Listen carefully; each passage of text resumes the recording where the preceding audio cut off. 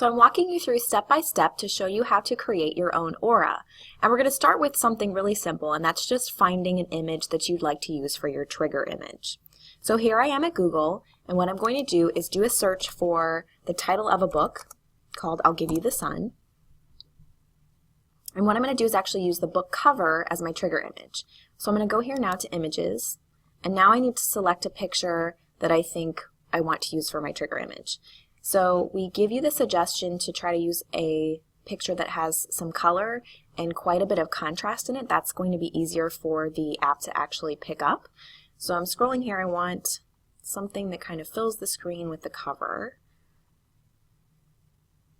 And I think actually this one's going to be the best. So I click on it. Then I'm going to right click on the image itself, and I'm going to go to where it says Save Image As. So that's going to give me the option to save it to one of these places. So just to make it easy to find, I'm going to save to the desktop, but before I hit save, I want to change the title of the image so that I can find it easily later. It's saving as a JPEG. I'll hit save. Now what happens, when I go back to my desktop, you can see that the image is right here, ready for me to grab and use to create my aura.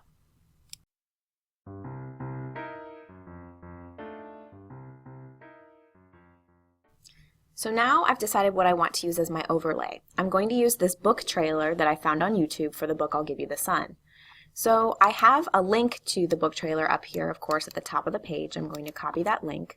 But when I'm using Studio Aurasma, I actually need for my overlay to be in an MP4 format. This is not MP4 format. So what I need to do is convert my file. So I'm going to go down here to a program that I already have installed on my computer called Any Video Converter. I'm going to open that up. And if you don't have this program on your computer already, you might need a tech in your building to actually install it on your computer. You don't want to use any of the versions that cost you any money. You just want to use the free version. So when it opens, I'm going to go to the button here that says Add URL. I'm going to go to the plus sign. I'm going to paste in my link, and I'm going to click where it says Start Download. So it'll take a few seconds for this to actually process using the software. And while it's waiting, I'm going to show you up here. So the next step I need to take is to actually convert the file. So right now it's being uploaded to the program, but I still have to take the step of converting. So you'll notice that I have this saved to automatically convert to an MP4 movie, which is the format I want to use. But you'll notice there are a whole bunch of other different types of files that I could convert this to. So MP4 is what I want. So now that it's in here, I'm going to go ahead and click Convert Now. So it'll take a few seconds again for this to convert, and what you want to pay particular attention to is actually where the file, the converted file, actually stays on your computer, so that when you go to retrieve it and use it in Studio Aurasma, you can easily find it. So again, use the free version. You want to go up here to Add URL, and don't forget that you have to click here where it says Convert Now to actually save it as a customized movie. So you'll see right now that this file is now saved in my local disk so that I can come back and retrieve it to use it for my overlay.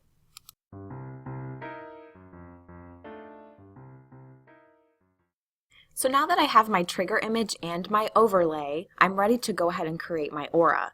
So here I am at studio.aurasma.com, and I'm logged in with my username and password, and I'm going to go over here where it says Create New Aura. So when I click on that, the first thing that the site wants is for me to upload my trigger image. So I'm going to click here, and I'm going to go to where it says Browse. So remember, I saved my trigger image to my desktop. So I'm going to select my desktop, and I may have to scroll down here in order to find it. Here's my image. So I'm going to double click and open it. So it automatically filled in the name for me because that was the name of my image. I can give it a description if I want, but I don't have to. I'm going to click Save. So give it a second to process the trigger image. The next part, I'm going to go ahead and click the word Next up here at the top. And now it's ready for me to click to add my overlay. So I'm going to click here. And remember, I saved my file in my local disk, so it might be a little bit tricky for me to find the file. If I go here under Users, I have to find my name,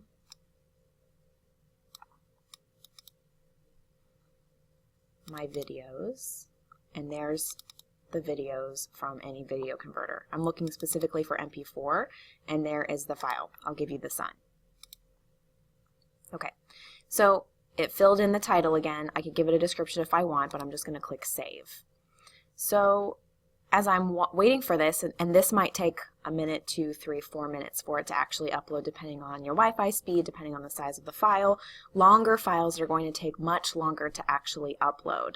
So just keep that in mind.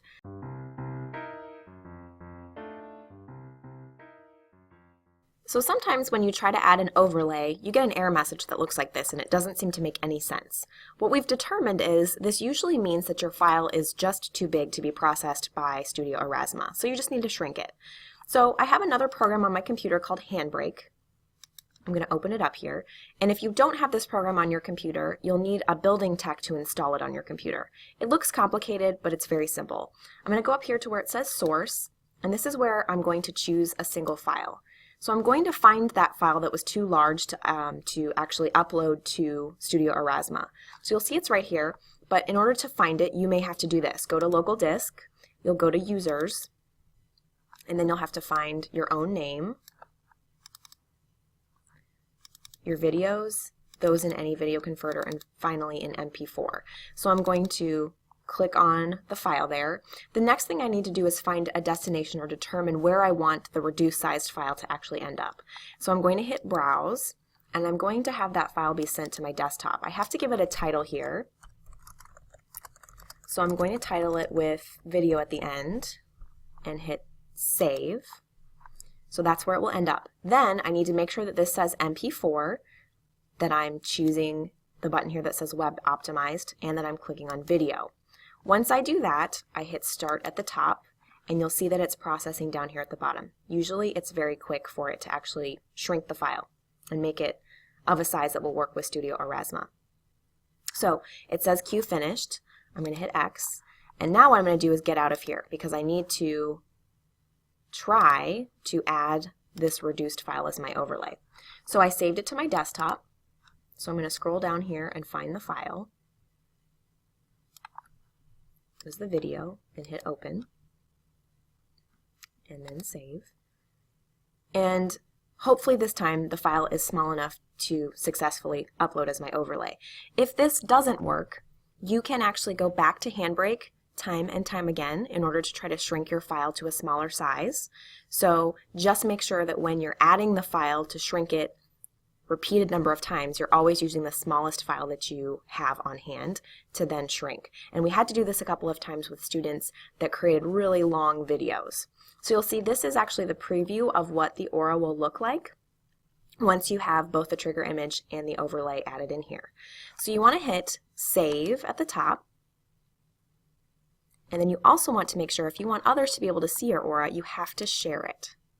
If you don't do that, no one else will have access to it. So this is, of course, the page that contains all of my auras, and now that that's saved, I can go down here and verify that it has actually produced a completed aura for me. And it's right here, ready to go.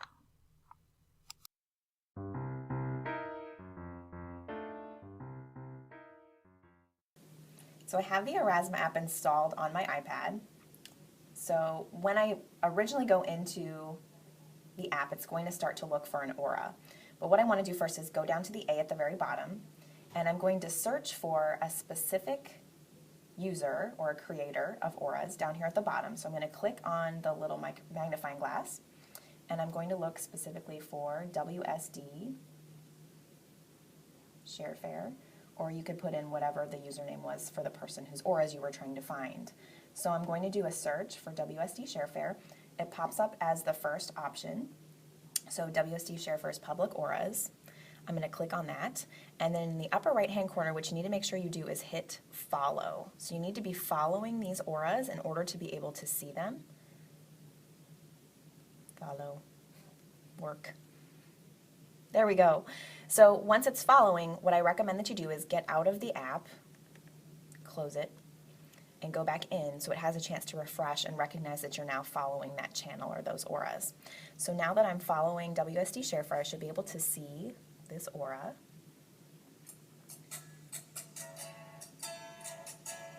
This is our pose, the smush. It's even So it works.